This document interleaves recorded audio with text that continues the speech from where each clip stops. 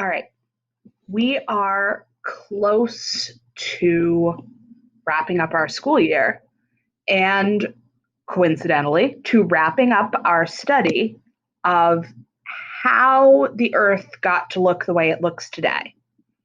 So far, we have built a planet, but it's not a planet that looks like the one that we currently live on.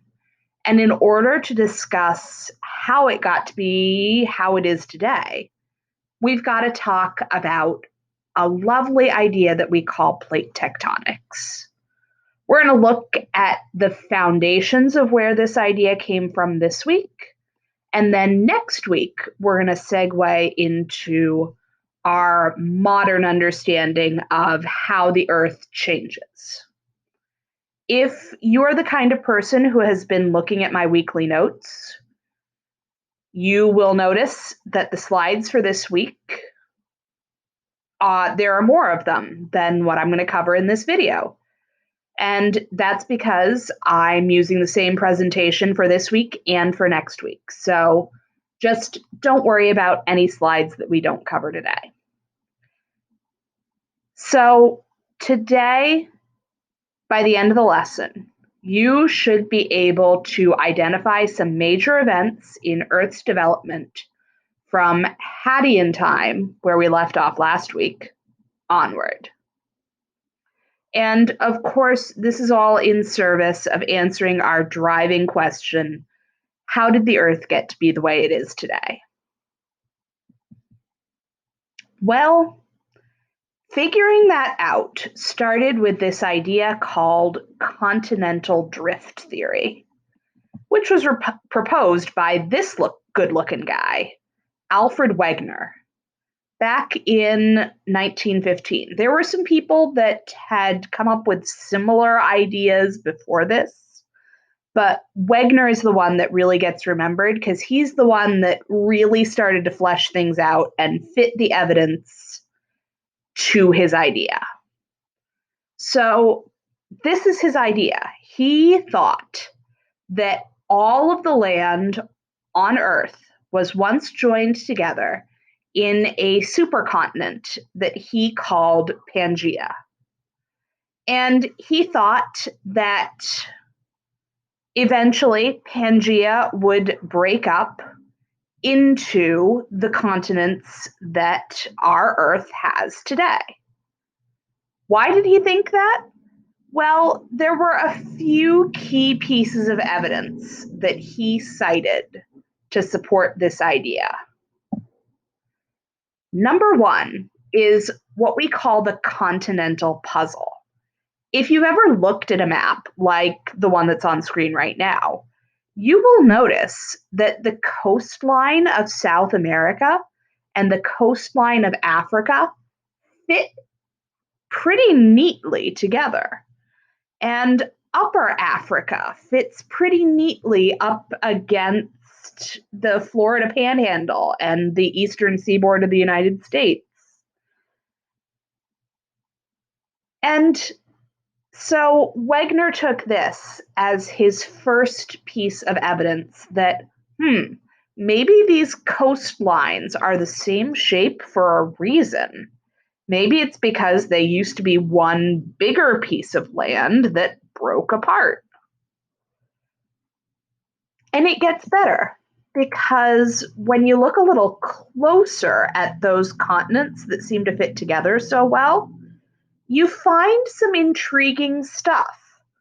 Like, you find the same kinds of fossils in Central and Western Africa as you find around the middle of South America, the spots where those two continents line up.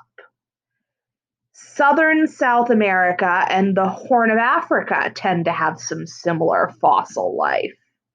We can track all kinds of patterns in the fossil record that indicate somehow, even though today these two places are very far apart, the exact same species were living in these areas at the exact same time which wouldn't make sense if at that time there was an entire ocean between Africa and South America. And it's not just the fossils that match up, it's the rocks and the geographical features themselves, like mountain ranges that seem to start in South America and continue into Africa, and evidence of ancient coastlines that start on one continent and continue on to the other. Kind of a weird coincidence if those two continents have always been separate. And the weather, we can look at historical weather patterns and climate patterns and see the same thing.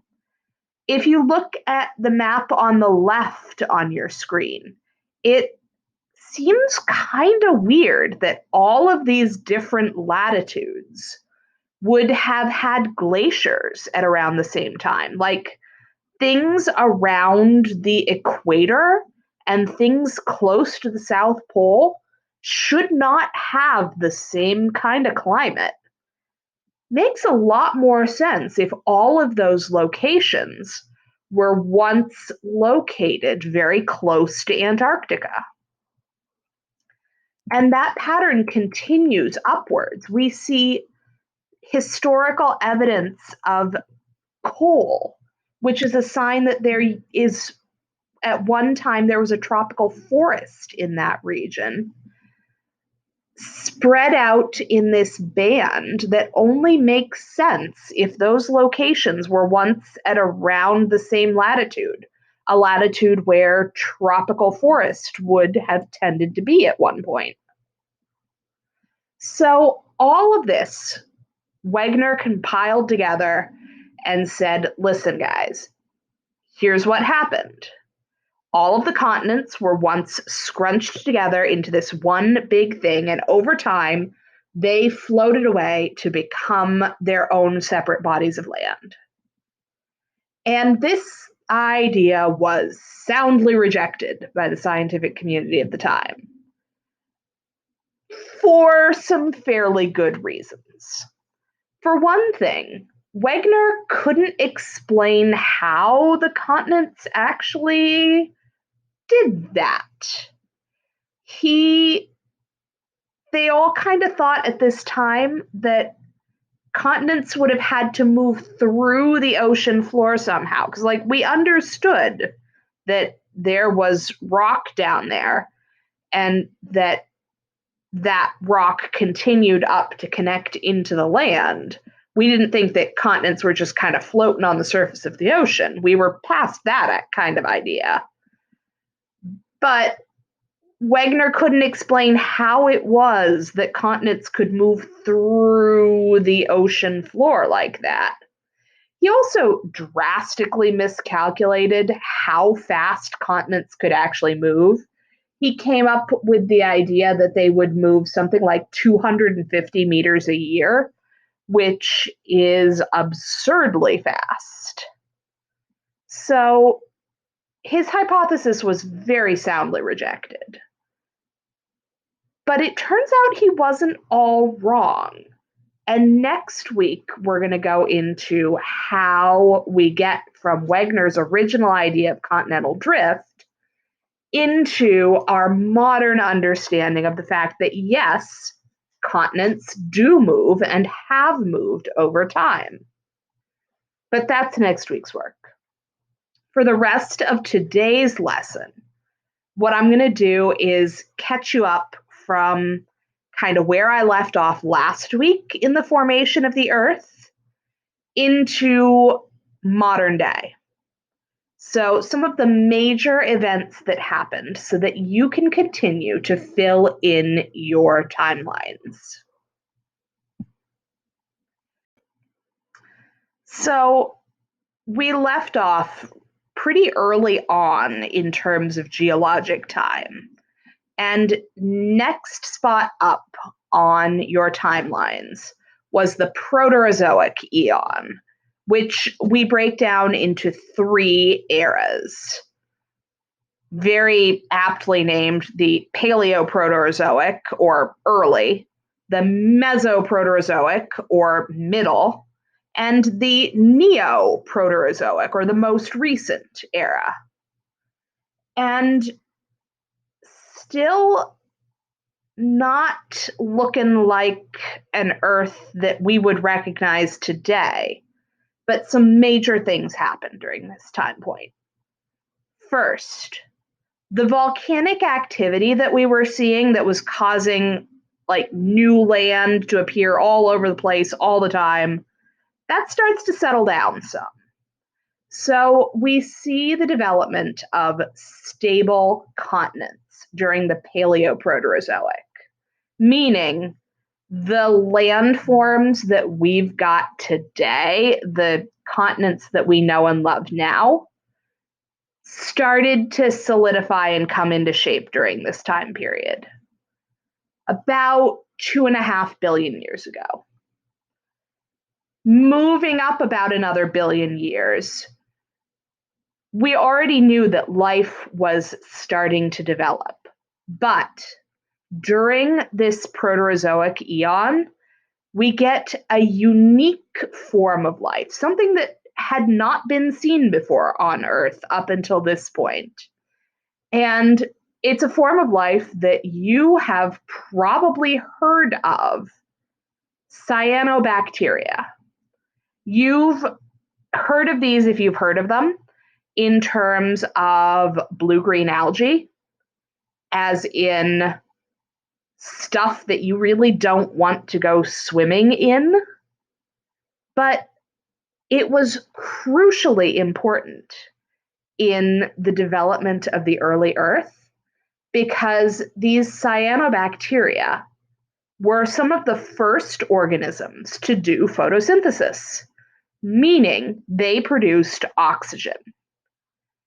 So now, in the Mesoproterozoic era, we start to see oxygen in the Earth's atmosphere. And as we get into about 1 billion years ago, we start to see more complex forms of life, specifically the first forms of life that we would classify as animals start to develop during this time period. As we move on along, next up, we move into the Phanerozoic eon, and we are still in the Phanerozoic eon. So at this point, I'm going to start breaking it down, and we're going to go era by era. And we're going to jump into the Paleozoic era, where we've got kind of 4 major things that go on. And we can kind of fit them into living things show up, living things do something new and exciting, living things die. So those are the kind of ways that we tend to start breaking things down from here on in. And it starts early on in the Paleozoic era, in the Cambrian period. We have an event that we call the Cambrian explosion, which is nothing like what it sounds like it ought to be. The Cambrian explosion was when all of a sudden life got its feet under it and took off and started running. And we see a rapid expansion in the variety of kinds of living things that you can find on Earth. All of the major kinds of animal life show up during the Cambrian. And all of this evolution and development of life, at this point, it's still happening in the ocean because the atmosphere still isn't all that hospitable, particularly for things that need oxygen to survive. Until we move into the Ordovician, where plant life gets this idea in its head, oceans, getting really crowded, a lot of stuff wants to eat me. Land, on the other hand, That's where it's at. Nobody around, no predators, nothing. I'm packing my bags and moving up there. So we start to see plant life colonizing dry land. Of course, that didn't last very long for the plants because the animals, starting with invertebrates like insects, rapidly during the Silurian period followed our animals up onto dry land. And for a while, it's all good in through the Silurian, through the Permian period, which comes next, until you get to the end of the Permian period, where we think because of a massive volcanic eruption, the Earth enters a massive warming event that ends up killing off about 95% of all of the species on Earth at that time. Only about 5% of species linger on, are able to adapt and overcome, and survive past that Permian extinction event. Interestingly, we use the Permian extinction and what happened to Earth's climate during that time as a model for what could happen to Earth today if we were to undergo a similar drastic warming event, like, say, one that was brought on by drastically increasing the number of greenhouse gases in the Earth's atmosphere. Moving right along into the Mesozoic era, and I'm willing to bet that a lot of you are familiar with the time periods that are contained within the Mesozoic.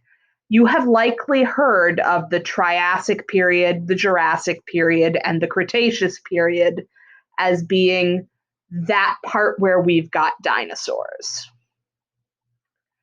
So dinosaurs show up in the early Triassic period. Some other interesting stuff happening during this point.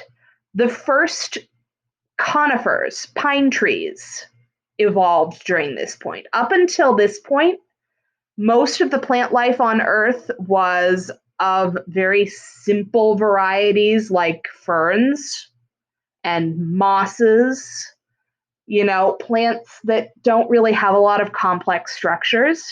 So with conifers, we start to see more complexity coming into plant life. And at this point, that Pangea supercontinent that Wegener hypothesized, this is when it would have begun to break up. Through the Jurassic period, dinosaur diversity explodes. And as we pass into the Cretaceous, we see even more complex forms of life, like your deciduous trees, the kinds that lose their leaves, start to develop and take over because they can outcompete those simpler forms of plant life. And as we all know, a massive extinction event occurs at the end of the Cretaceous period. Something that killed off the vast majority of the dinosaurs. All of the land dinosaurs pretty much died off during this time. And by the end of the Cretaceous, the continents had mostly separated into their modern shapes. Not necessarily their modern locations, but the general structure of them would look like something that you would recognize today. And then we move forward into the Cenozoic era, the modern era. After the dinosaur extinction, mammals get their shot, and mammals rise up to dominate the earth. So much so that even though there is so much other stuff going on during the Cenozoic era, We call it the age of mammals, which also, kind of self-serving considering we are mammals. But there are a lot of other things going on at this point, like the development of grasses is a big deal in plant evolution. The continents during this era wind up in not just the shapes that we know today, but roughly locations that would be familiar to us today.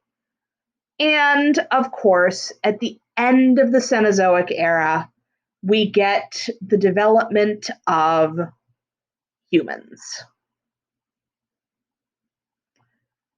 And that seems like as good a spot as any to leave off for this week. I know that this was a short one, but I've given you a couple of long lessons over the past couple of weeks, so you've earned a break. This week, you are going to keep working on those timelines that I gave you. You're going to have not just this lesson, but some other resources that you can look at to fill in more major events on those timelines. See your task list and your assignments for this week for more details. Go do good work. Be good, be safe, be kind. Don't do anything I wouldn't do. Wash your hands and come back next week for Modern Earth Part 2, how we resolved Wegener's ideas into a modern theory of how the Earth changes over time.